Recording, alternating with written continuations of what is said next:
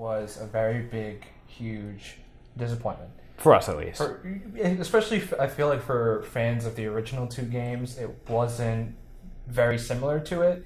It focused a lot on online gameplay, and it just felt kind of stripped down. And then something that we all discussed that we really hated was all the additional content was you had to pay for, which was another $60 on top of the original $60 that you put into the game. Now, there's a bunch of big things they've announced with this Battlefront 2.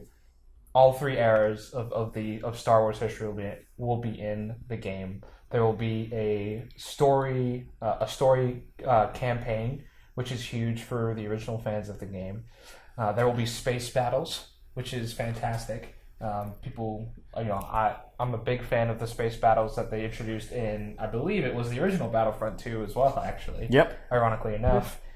Remember, just to clarify, the Battlefront game that this is the sequel to did still have space battles. Sort of.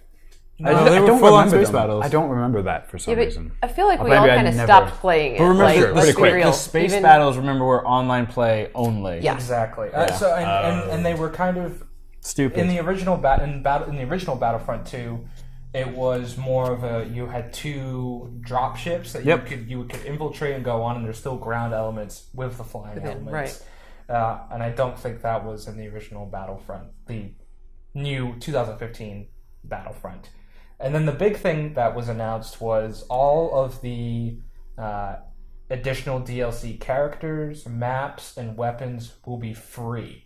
So it seems like EA and DICE heard the big complaints of what was wrong with Battlefront, and they fixed all of them with all 3 eras, a story, free DLC, and it looks beautiful. I mean, you can see if you're watching us on Facebook right now or YouTube, you can see how beautiful the game looks, and the trailers are well cut, and the story is intriguing, and it's just I'm completely changed after kind of seeing the new gameplay stuff, because I was skeptical, of course, because the first game was such a disappointment, and it felt like my money was stolen, and now just EA take my money. So I'll say what I'm going to steal Krishna's comment from earlier. If it's too good to be true, probably is. It probably is. I'm still hesitant to give EA any more money.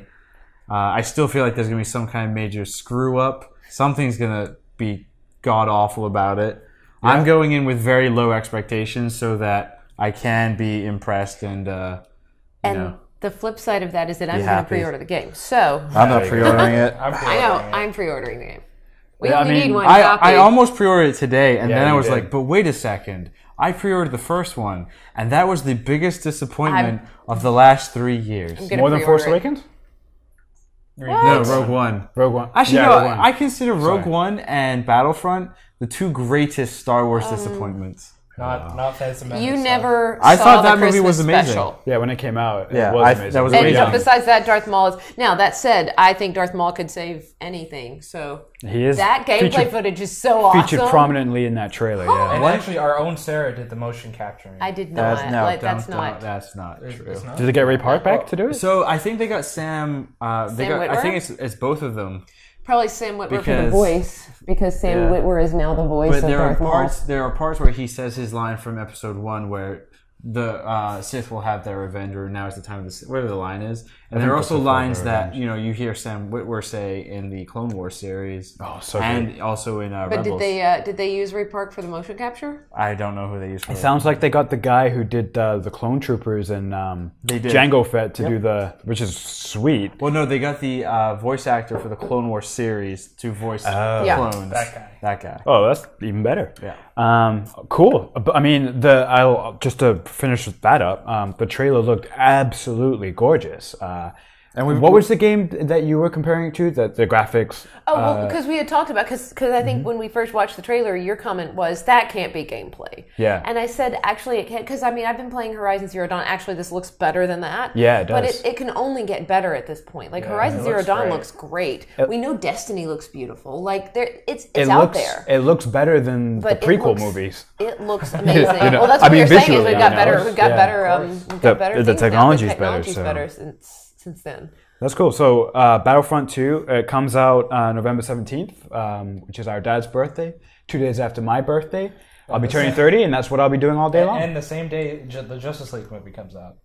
Yeah, we're going to have to tear ourselves away from Battlefront long enough to see Justice League. And Thor 3 comes out. Thanks for watching. If you enjoyed what you just saw, make sure to check out these other videos from this week's LuZoCast. Be sure to subscribe on Facebook, YouTube, Instagram, and Twitter. You can check out the full podcast on Facebook and on iTunes.